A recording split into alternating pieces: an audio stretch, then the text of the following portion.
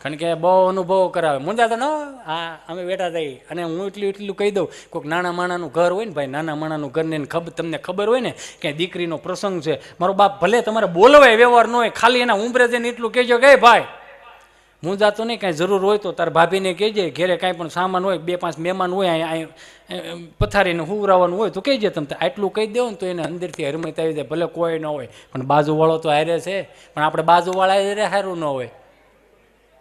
સંપાબેન તમને શું ખબર હોય, ત્યાંથી મૂકે હો, તમને શું ખબર હોય? આ તમને શું ખબર હોય ને એ જ મને નથી ખબર પડતી કે આ ખબર શું છે. આ કેટલાય ગોટે સડી ગયેલા છે, તમે જોજો. કોને શું ખબર છે ને એ જ કોઈને ખબર નથી.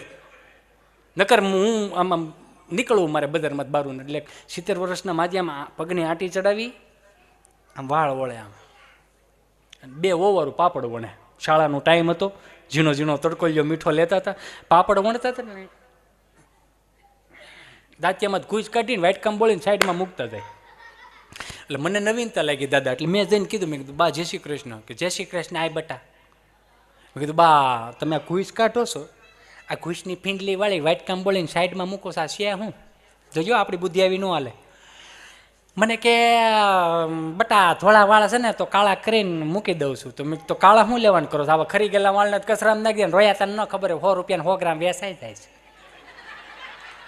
આવી બુદ્ધિ આપણી હાલી કોઈ દી ન હાલે. આપણે કદાચ રહના શીશોડે રહ પીવાઈ ગયો ને 50 નોટ આપ્યો ને એમ કીધું 5 ગ્લાસ ભર દે, તો અડધો બરફનો નાખશે, પછી રહનો નાખીને આપણે ઊભા બરફ કાઢતા જવું. આ માવડીઓ એવું નહીં કરે. શનિવારીમાં રવિવારીમાં બુધવારીમાં ધામ તડકાની બિચારીઓ ઠેલા ઉપડતા ન હોય હો. અને આજુબાજુ વાળીઓને લઈને એ જે પાણીપુરી ખાઈને પછી ધોમ તડકામાં અંદરથી ઉબળતા હોય, ઓલી પાણે સારું છે ને અહીંયા સારું છે ને અહીંયા સારું છે ને, એ તરહના ગળા હુકાઈ જાય ને પછી રહના શીશોડે જઈને એમ કે ભાઈ દીદી, પેલા દેરાણી જેઠાણી વાત કરે, દીદી ગળું બહુ હુકાઈશ નહીં? હા મારું ગળું હુકાઈશ. એ રહવાળાને 2 20ની નોટ આપે અને એને દે કે આલે ભાઈ 2 ગ્લાસ ભરી દેજે ને 2 ગ્લાસ ભરવાનો હોય ને તો કે એ બરફ નહીં નાખતો ભાઈ. કેમ? તો કે ટાઢા પડતા ને તો છોકરાને બડબડિયા હોતા હે. એટલે બરફ ન નાખે ને આખો રહનો ભરી દે, પછી ઊભી પીવે. તેને ઘૂંટડા પીને કે દીદી ગરમ છે નહીં? હા મને એવું લાગ્યું ખરું, નાખ ભાઈ બરફ નાખ. રહના ભાગનો બરફના ભાગનો એમને મફત પી જાય. મને એ ખરેખર, અને એ જે ગામડાના લગ્નની અમુક મારે વાત હતી, 2-3 વાતો હતી એવી. ગામડાના લગ્નમાં હોય ને તમે જોજો, આખા લગ્નમાં વધારેમાં વધારે ઉત્સાહ હોય ને તો બેનને હોય. ભાઈ પવણતો એટલે ઉત્સાહ તો, અને જે 70 વર્ષના અનુભવ 80 વર્ષના દાયકાના અનુભવો તમે જોયેલા. તો હવે મોબાઈલ આવ્યા, હવે આ બધું આ ફેસિલિટી એની કર પહેલાં કાંઈ હતું નહીં, પરબીડિયું હતું, અંતરદેશી પરબીડિયું. આ 30-35 વર્ષ પહેલાંની વાત છે. અમુકનો પરબીડિયું મારી હાથમાં એ ન આવ્યું હોય, એ અહીં સુરતમાં હોય ને, એ ત્યાં દેહમાં હોય ને, બરોબર તાજો સંબંધ થયો હોય ને તો ત્યાંથી લેટર લખે, દલડે વાગ્યો કાંટો પીયો તમે દેહમાં આવો આંટો. કારખાનામાં જ હુતા, એક ગોદડું ને એક ઓશીકું, કારખાનામાં હુતા ને ઘંટી હેઠે તમને કોઈ પરબીડિયું લાંબુ કાઢીને આમ વાંચતા હોય ને પછી જે ઊંધી થાળી આમ કરીને આમ તમે કઈ લખતા હોય ને એ પછી જે પાછું પરપરિયું મોકલે કે ભલે વાગ્યો તને દલડે કાંટો, દિવાળી સિવાય નહીં હોય આંટો. તે વાસો તો કે અહીં છે લોજિંગનો મોટો બધો ગાંઠો, અહીંયા હસવાતા નહીં. પછી મહત્વનું શું ખબર છે? માની લો કે આ ફેવિકિક ને ગુંદર ને હવે બધી સિસ્ટમો આવી ને, પેલા જ કંઈ હતું નહીં. અંતરદેશીને આમ ચોંટાડે, ઊભા લીટા મારે, પછી હળુકનારાને લખે કે હિતેશ સિવાય ખોલશો નહીં. હવે એવું કોણ નવરું છે? એવું કોઈ નવરું હતું નહીં. પણ માની લો ગુંદર નહોતા ને એટલે કદાચ બોર વીણવા ગયું હોય ને, બોર વીણવા બેનપણીયું એટલે લીમડેથી ગુંદર હોય ને, બાવળે ગુંદરનો લોંધ લેચ્યો આવે, એ રકાબીન પલાળી રાખે ને ખબર હોય કે 8 અઠવાડિયામાં 2 વાર લખવાના છે. રકાબીન પલાળીને પછી હળુકનારાને પટારા હેઠે મૂકી દે, ઢોળાય નહીં. માની લો ગુંદર ન મળ્યો તો બાફેલ ચોખા લેચ્યું. બાફેલ ચોખા કદાચ નો સેટિંગ બેઠું હોય તો ઘઉંનો લોટ લેચ્યું. ઘઉંનો લોટ ન હોય તો સીધો સુરત. અને પછી જે ડેલીએ ઉભા રહીને ઓલો બિચારો ટપાલી સાયકલ લઈને આવતો, સાયકલ જ હતી, એ કાકા કાકા કાંઈ આવ્યું? કાકો એવો હોય ને ખબર જ હોય, હજી કાલે આવ્યું, શું કાંઈ રોજ આવે તારે? આવા મીઠા જવાબ આપતા. આ તો હવે બધું આ ફોનની સિસ્ટમ આવી ગઈ ને આ બધું નકર ક્યાં પેલા ફોનનું તો હવે આવી ગયું ને ગમે ને આમ. હા જમી લીધું. હે શું બનાવ્યું હતું? અમારે ત્યાં ભીંડો હતો ને આજ બાપુજી ભીંડો લાવ્યા હતા. ભીંડાનું ભરીને ખાધું. ઠે બા શું કરે? બા એક ગોદડા તો હવે બાપુજી ખાતરની ગાડીઓ ઠલવાઈ ગયા છે. પણ તમને એક વાત કહું, હું બોલને. આજ સવારમાં હું સૂલો પ્રગટાવતી હતી ને તો સૂલાની આગમણી મેં તમને દેખાણા. તા હું દેતો છે. આમ જોવા તમને કહું,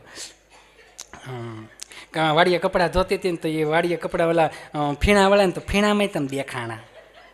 તઈ મારા બાએ એટલું કીધું કે એટલા મગ હમા કરી નાખ ને તો હુપડામાં ઝાટકતી હતી તો હુપડામાં તમે દેખાણા હતા. ધનેડું છે આ કઈ મૂંડો છે આ? તમે જ્યાં ફાવે ત્યાં તમે સોંટાડી ગયો બધું. આનંદનો વિષય હોય, મજાની વાતું છે ને. અમારે ગભો 30 વર્ષનો થઈ ગયો. 30 વર્ષનો થાય ને. હવે 30 વર્ષનો ન થાય, 1.5 કલાકથી એને આપણે મોટો કરીએ છીએ. તમે વરદી છે કોરોનાને મોટો કરો છો. હજી આ હમણાં બર્થડે આવશે એનો બિચારાનો, એટલે 30 વર્ષનો થયો. એટલે એને બાપુજી મારી પાસે આવ્યો. મને ક્યાંનું ક્યાંક આસુ પાતળું હોય એવું કે ગોતો એમ. મેં પેલા ધંધે ચડાવો, નકરું કોકનું દેખાડું છે અમારે એટલું છે એમ, એ સંબંધ નહીં ટકે. તો મને કે તું નોકરીએ ચડાવી દે ને. બરોબર, નોકરીએ ચડાવવાની વાત આવી. પછી મારે એક મિત્ર છે, હું એને દુકાને લઈ ગયો ભાઈ. હવે એને સ્ટેશનરી ને એવું બધી દુકાનો હતી, એટલે મેં કીધું આને તું છોકરાને રાખીને 5-7 પગાર આવે ને તું દેજે, 65,000 પગાર કે વાંધો નહીં. તો ઓલો દુકાનવાળો કહે કે આને ઇન્ટરવ્યૂ લઈ લો. મેં લઈ લે નહીં. એ કે બોલ ભાઈ તારું નામ શું? કે ગભો.